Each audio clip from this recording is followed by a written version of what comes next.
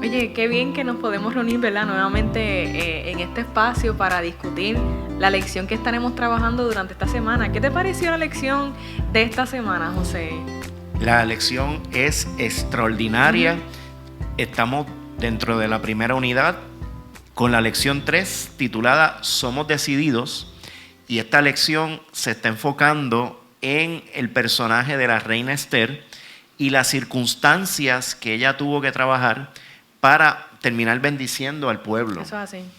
Eso es así. Y que definitivamente no vino corta de sus sacrificios y de sus temores y de lo que ella tuvo que, de verdad, enfrentar en su proceso para ser ese instrumento de salvación. No sé si estás de acuerdo con eso, ¿verdad? ¿Cuáles Sí, fueron? ciertamente, y cuando uno ve el personaje de Esther, es maravilloso porque es esta mujer que llega hasta un punto privilegiado dentro de lo que la sociedad de aquel entonces vislumbraba. Exacto. Pero llegar ahí tenía unos pasos que podían ser muy difíciles y hasta cierta forma estigmatizantes con su pueblo. Sí, definitivamente, y era algo que nosotros discutíamos, ¿verdad? Cómo es que nosotros idealizamos quizás la figura de Esther, pero sabemos que Esther era parte de un grupo de mujeres y que la cultura en ese tiempo, de alguna manera u otra, podía marcarla con relación a cómo su pueblo judío la miraba a ella, la veía a ella en ese mundo, ¿verdad? Que ella se estaba moviendo. Y como parte de esa mirada que se tenía a ella estaba cumpliendo un propósito del Señor. Y en esta sociedad persa, que es donde se da en el contexto histórico, pues los que desarrollan la lección utilizan unos conceptos que compartí con Raquel, bien interesantes, de que dice que Esther tuvo que pasar lo más parecido a un reality show o un concurso de belleza para poder llegar a ser considerada por el rey de aquel entonces. Sí, y que de alguna manera u otra la pone también en tela de juicio, ¿verdad? ¿Cuál es entonces esa identidad o esa personalidad también dentro de ella? Y cómo ella tuvo que vencer con unas cosas que la amarraban y que la ataban también, ¿verdad? Como parte de esas palabras que la lección nos resalta, ¿verdad? La sumisión, ¿verdad? La dependencia.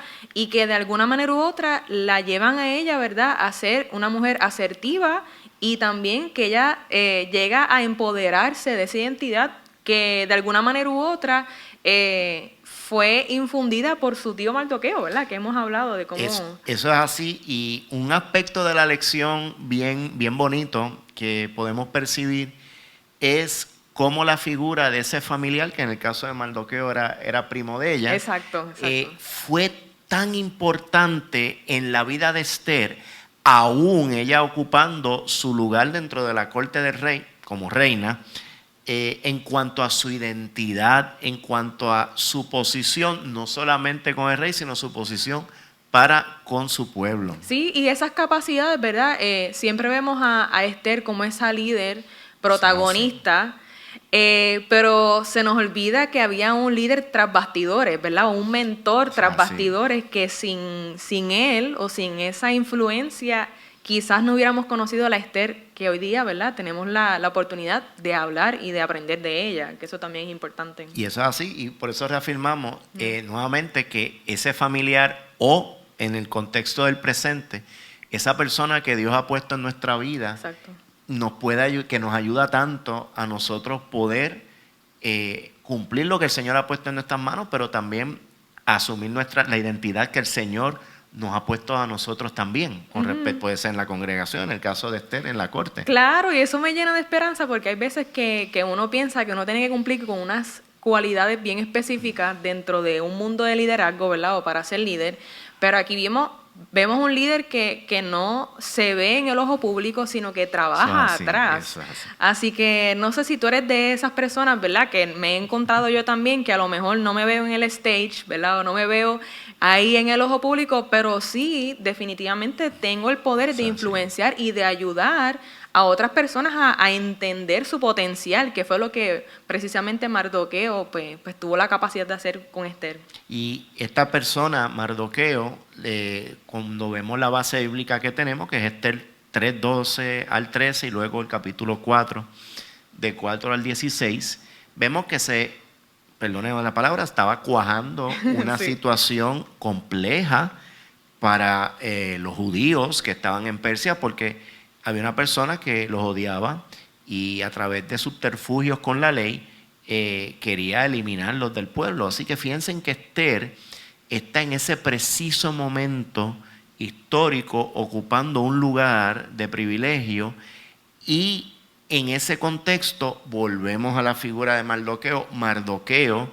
pide una audiencia con su prima Esther, una audiencia que era compleja tenerla, pero que entonces una vez se le concede, él tiene las palabras que se le dan a Esther para que ella sepa dónde fue que el Señor la puso en un momento en particular, un momento difícil. Sí, definitivamente me lleva a pensar de qué forma, en mi momento histórico, ¿verdad? ¿Cuál es entonces ese llamado de Dios para yo hacer o enfrentar o verbalizar, ¿verdad? Que no perdamos de perspectiva que Esther está haciendo algo específico en un momento histórico específico, también como tú mencionabas. Y que nosotros estamos también en un momento histórico donde el Definitivo. Señor nos ha puesto a todos, así que las Esther están en nuestra sociedad, están en nuestra iglesia, están en nuestra familia, y los Mardoqueos también. Definitivo. ¿Cómo tú crees entonces que uno puede ejercer la figura de Mardoqueo en nuestra vida? O sea, ¿cómo la iglesia pudiera ser entonces un Mardoqueo quizás en este tiempo? Pues Mardoqueo era una figura de fe que confiaba en el Señor, pero tenía un papel muy importante dentro de su confianza en el Señor, y es que él transmitía esa confianza al Señor a las personas que le rodeaban. Familia, que en el caso de Esther, pero también él estaba dando testimonio a la misma corte del rey. Claro, claro, que uno pudiera asumir quizás en su trabajo, ¿verdad? Por así decirlo, Perfecto.